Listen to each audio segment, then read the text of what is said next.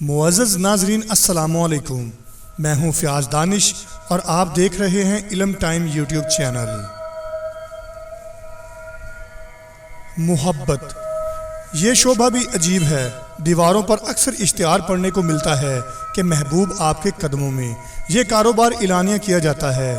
محبت اور نفرت دونوں طرح کے تعویذ اور عملیات کیے جاتے ہیں۔ مٹھائی، برفی، کھانا اور نمک وغیرہ پر دونوں طرح کے جادو کیے جاتے ہیں۔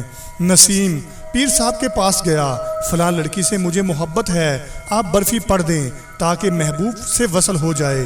پیر صاحب کا موڈ ٹھیک نہیں تھا اور نسیم مفت میں کام کروانا چاہتا تھا۔ پیر صاحب نے برفی پر دم کر دیا اور ڈبہ نسیم کو دے دیا۔ پیر صاحب نے خود مجھے بتایا کہ انہوں نے الٹا دم کیا تھا۔ نسیم خوشی خوشی برفی لے کر محبوب کے گھر گیا۔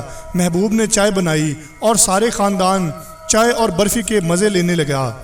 جب محبوب کے بھائی نے برفی کھائی تو وہ ایک دم طیش میں آ گیا اور نسیم کی پٹائی شروع کر دی۔ اس طرح نسیم ذلیل و خوار ہو کر محبوب کے گھر سے نکلا۔ یہ کام تو اب اتنا عام ہے کہ درباروں پر لوگوں کا بڑا ہجوم رہتا ہے۔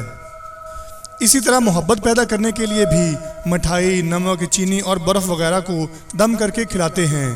کئی پیر اپنے مریدوں کو برفی دم کر کے چائے کے ساتھ کھلاتے ہیں تاکہ مریدوں کی محبت میں اضافہ ہو جائے اور وہ ڈیرے کا کاروبار ترقی کرے۔ ساس بہو کے لیے اور ماں بیٹے کے لیے چینی دم کرواتی ہے تاکہ وہ تابع اور فرما بردار رہیں۔ شریف کی بیوی ناراض ہو کر میکے چلی گئی۔ وہ بابا جی کے پاس گیا اور ایک تعویذ لایا، اسے چھت والے پنکھے کے ساتھ باندھ کر پنکھا چلا دیا۔ اس طرح چند دنوں کے بعد صلح ہو گئی اور اس کی بیوی گھر واپس آ گئی۔